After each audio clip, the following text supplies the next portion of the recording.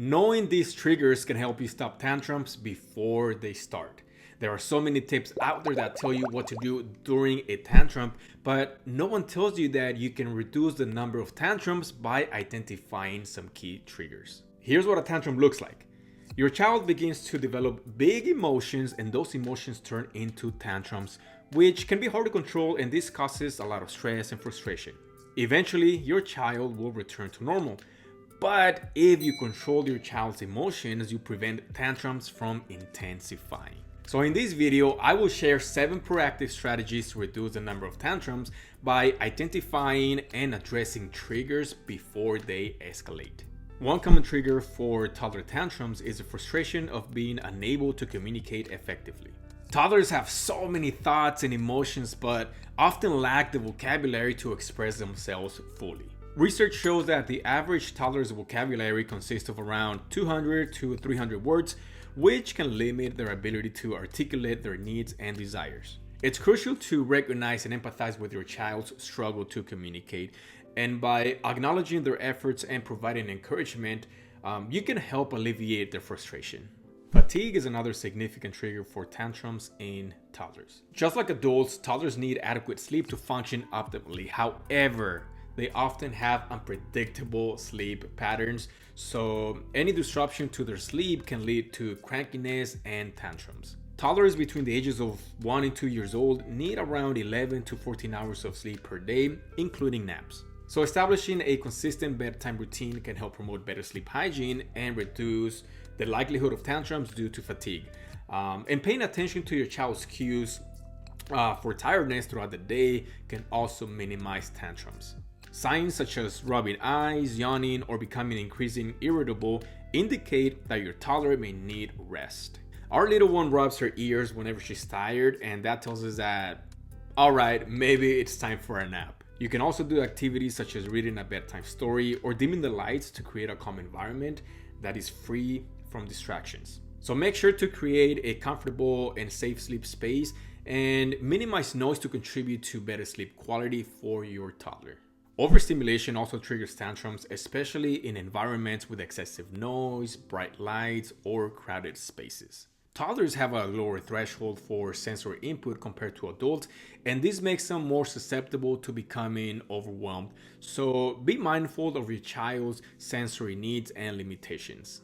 Observe their behavior and recognize signs of distress, such as covering ears, seeking refuge in quieter areas, or aggression, because this can tell you that your toddler is becoming overstimulated. Designating quiet areas for play, minimizing background noise, and offering calming activities such as reading or sensory play can also prevent tantrums triggered by overstimulation. You can effectively manage tantrums before they occur simply by managing your child's exposure to sensory stimuli and providing them with tools to cope with overstimulation.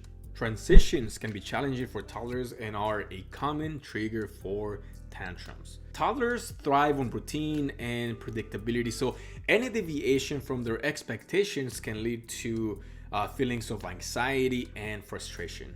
Research shows that toddlers have a limited ability to understand and cope with sudden changes in their environment or routine.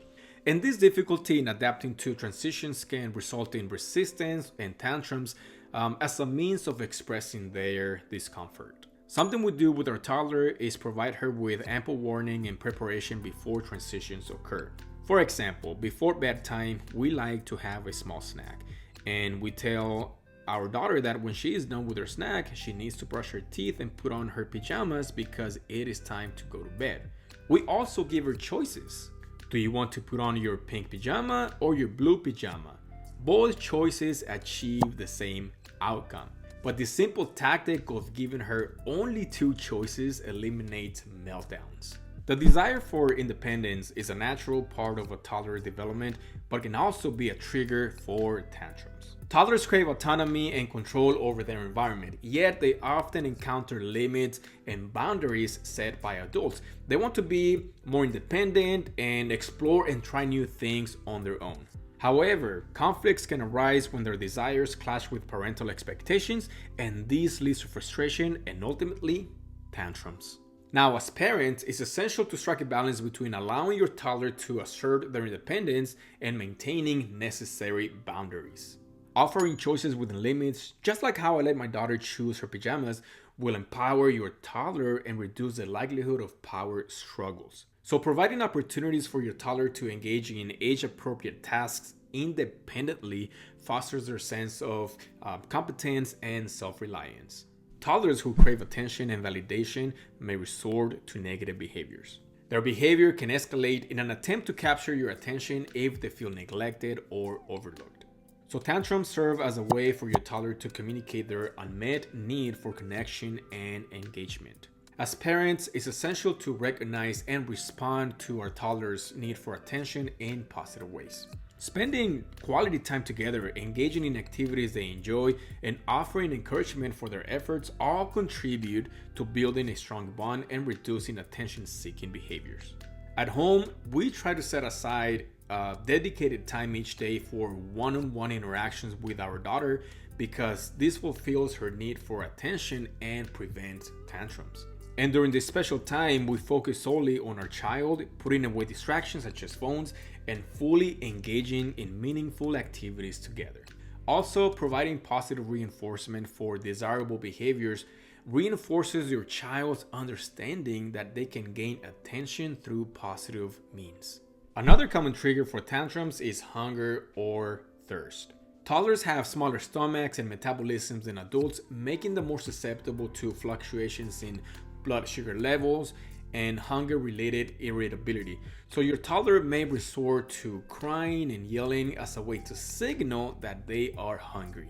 So it's crucial to ensure that your toddler is well nourished and hydrated throughout the day.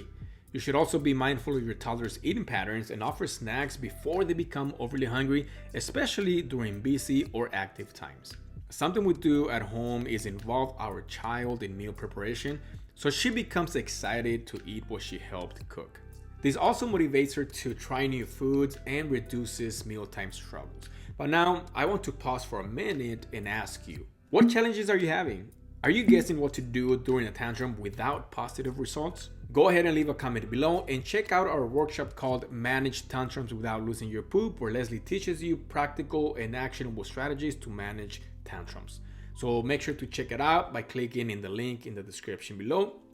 And if you found value in this video, please hit the like button and subscribe to our channel so you never miss a thing. Thank you for being with me today. I will see you next time.